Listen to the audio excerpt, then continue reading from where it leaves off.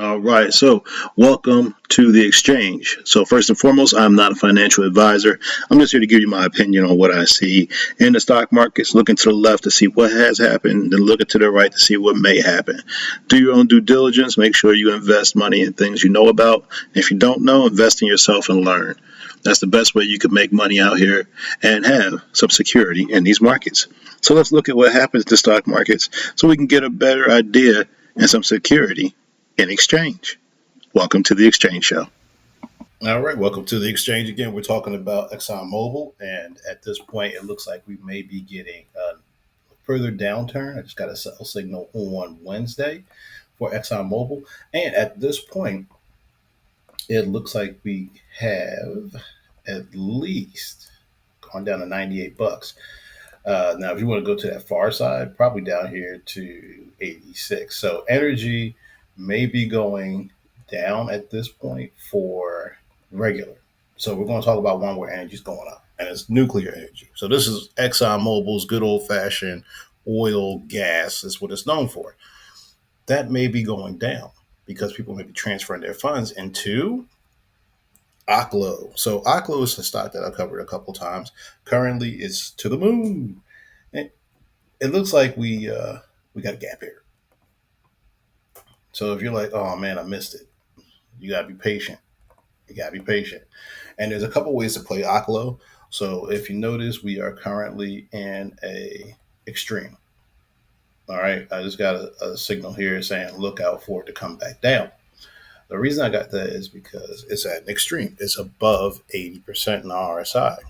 All right. So that's not a bad thing. It could still go higher, but at the same time, you need to be wary because you're getting stretched from where there are places for it to come down. You wouldn't want to buy it where it's like, oh man, if it goes down, how much money can I lose? If it's a lot, that's not a good place to buy it. If it's a little, that's a good place to buy it. We have two gaps below it that it would need to fill, and I'm not going to say it's going to do it soon, but there are ways to do it. Now, Aglo, since you may be looking at it, you can play this in two ways. So if you notice, there's one here called Glow Short Volume. So if you look at this, this is telling you how much the short volume is right now. It's really, really high. So this is the other way to play it. You don't want to get in when you see it extremely, extremely high for the price. And this is the reason. So you can check and see on some stocks if they have a short volume indicator. You can see how high is the short volume, meaning how many people are trying to sell this stock at this point. A lot. Oh my God, a whole lot. Look, it's never been this high. So Monday morning, if I was a betting man, I would say I might just try to short Oklo because it seems like a lot of people want to get out of it. And it does make sense. It makes perfect sense. Why? Well, let's talk about it. This is going to be like a psychology lesson. Think about everybody who bought here, the very top at 58. Well, they then took this ride all the way down, maybe to 18. Say they were bag holders. Well, now they're like at 48, and then some of them topped out at 52. So they lost $6 per share. Now, on Monday, you're going to get some people that want to buy into this, and they may say, I just want to take it to $59 to the top. Well, you still got people that want to just get out and just break even. So, this is a great place for people to buy and sell, but mostly to sell.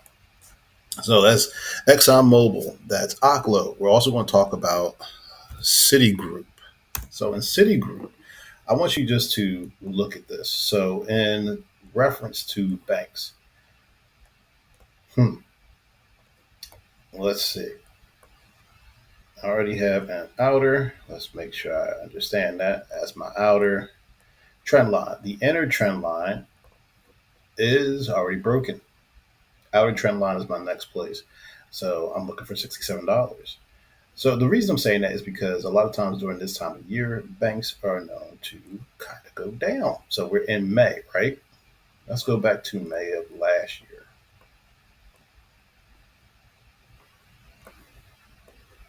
All right. So we peaked out around the 20th, 24th. That's right, like now actually. And then we started doing a creep down into the last earnings section. So let's just say we do the same thing this year. All right. Let's just say we do the same thing this year. Let's go to our last earnings section, which is here. And we're going to mark it out. And for me, I mark earnings at where the candle closed, not to where it went to its high or low. We're going to take this all the way over to our next earnings cycle. And boom, there we go. So this is going to be at 64 bucks. I'm only looking forward to go to 67. So if this does the same thing, we may be looking at a downturn in Citigroup as well. And guess what? There's a gap down here. So I have some things that I'm looking back on, I'm seeing. I'm not sure at 100% right now because in the daily, I'm just getting a curl of the 9. So what I'll do is if I want to enter an option, I'll look at the 4-hour time frame. It's already broken out of my levels at the top there. And the 200-day moving average at 69 bucks. If this continues to go down, because in the strength of the market, it looks like it wants to go down, that would be my target. This would be my target. So just be wary, but something to keep on your watch list. One more bank we're going to talk about is Bank of America. So here we go. I'll start the daily. In the daily time frame, if I do the same thing, let's see if these are lining up to do the same exact thing because financials, it's one big group. If this group is deciding to, hey, you know what, we've had enough fun this year, let's go ahead and start selling. So this one doesn't have an outer trend line for me, anyway, the way I'm drawing it. It does have an inner or just one major trend line. And even if you like, I don't like trend lines, great, because I like using other stuff too. I'm very versatile. I'll take this. I got a channel. So I want price to stay in this channel, right? Well, price is already out of that channel. Now I'm looking at it to go some places. I got a very small gap right below this. So I will mark it out, but it's probably going to get filled very soon. That's a gap. Now, also, let's think about it. My last major level is at 38 bucks. I'm going to look and see with Faradox here. I'm already getting a curl of the 9 moving average. The 200 day is right there in the daily. Do I have a sell signal in? I have a sell signal in for the 4-hour. If you look at the strength of the market, it's exactly the same as Citigroup.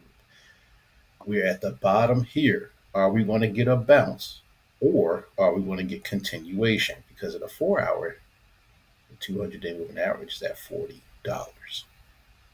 All right. So that's it for this week. We covered Bank of America, Citigroup, we covered Oklo, and we covered ExxonMobil. Hopefully you got something out of this. If so, hit the like button. If you want to know more about this, go to the website. The link will be in the description below. And I will see you next week for some more exchange.